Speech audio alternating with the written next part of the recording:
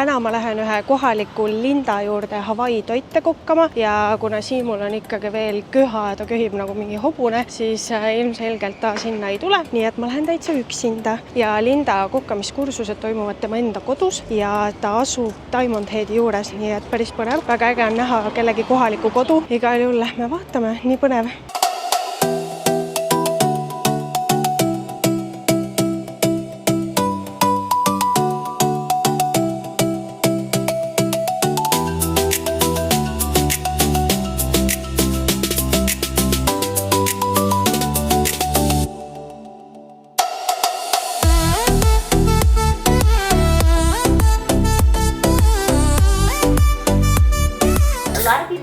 Like poke over a bowl of rice and like 15 ingredients is super delicious, but you're kind of eating it as your main course or your own like main entree. It was made and eaten differently back in the day.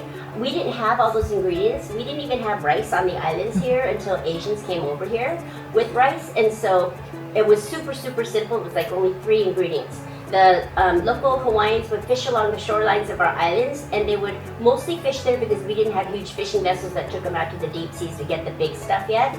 And so they would catch things like reef fish and he'e, which is our Hawaiian word for octopus. They would super simply, 3 ingredients. They would clean it and cut it up. They would harvest one of the only seasons we had on the islands for the longest time, and that was dried sea salt.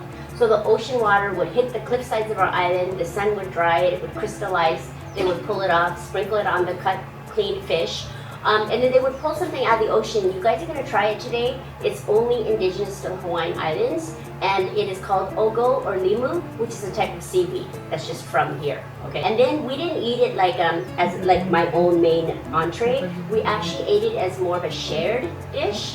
And so what would happen was if Uncle went and caught a fish that day, and then he cleaned it, cut it up, put some salt and that little seaweed on there. Everybody would come home from school or work or surfing or whatever, and it was a time to gather and enjoy each other's company, and we say talk story in Hawaii. So you're just talking about the day. I would take a couple bites of this fish and pass it off to you. She would take a couple bites and pass it off, so it's more of a shared thing. The Hawaiian word pupu, P-U-P-U, translates from Native Hawaiian to English as shared little bites of food. Look at all this Hawaiian stuff you're learning here. I'm doing a hand model here. No. So I'm going to tell you, we also have a festival every year that just celebrates the spam.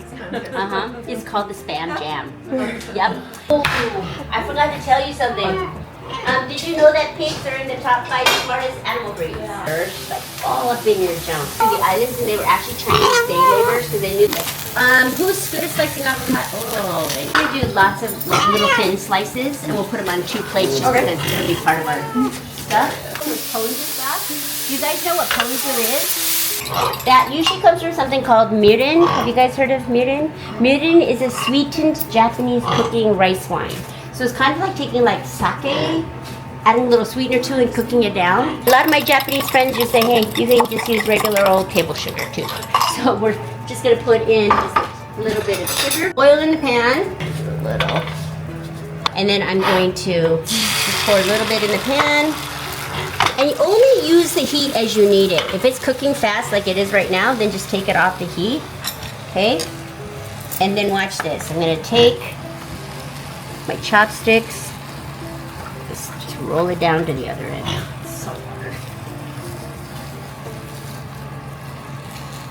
Okay, and then put it back on the heat, and I'm gonna bring it back towards me.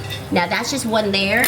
So you want to always oil it because eggs are just a little stickier than if you use like, you know, crepe batter or something. This in there. And I'm going to tip my pan. You see that? And you get it underneath there. And then the heat's going to set it. And then here comes the next layer.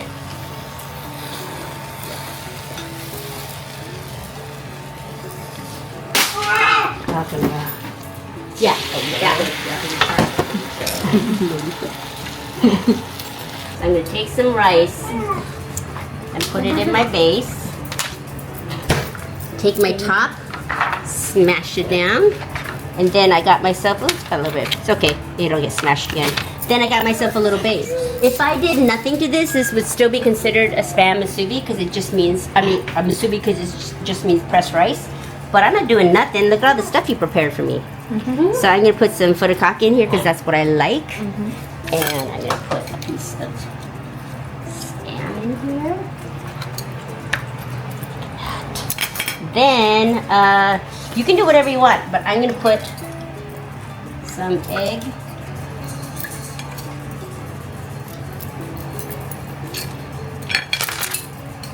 Did you guys taste that little sweetness in the egg? And oh, I love that stuff. And I'm gonna put an avocado in here. I'm an avocado a day girl. I eat one almost every day.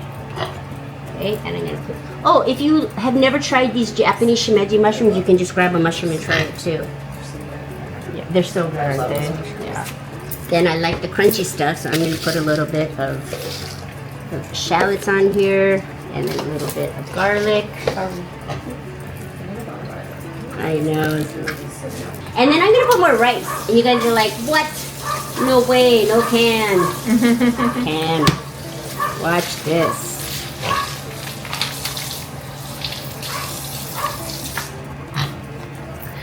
And smash.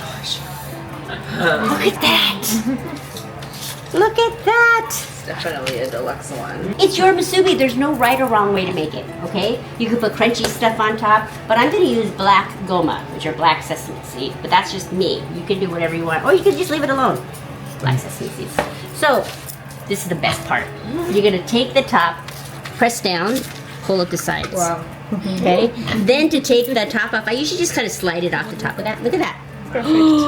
Okay, so I'm gonna put the over the top and the side of this. Now I used to make these on plates and cutting boards before, but my rice used to stick all the time. So I found that if I do it on parchment or wax paper, check this out. Not only does it come right off, and then I can just, hey, it's like I've made these before. This is my deluxe musubi. So it's just the four of you eating this. So I'm just gonna go. First spam, what do you think? Very good. Isn't it delicious? No, no quería. Well, I mean, Pero.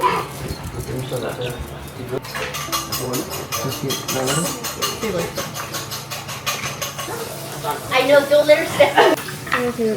Ahora sí.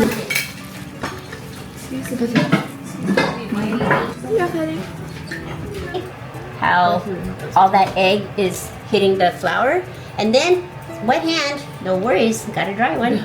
So I'm just gonna coat it, pat it, and there you go. Look at that, that is ahi. And I'm gonna cut them probably no bigger than like a sugar cube, which is like 3/4 or 1 inch, like that.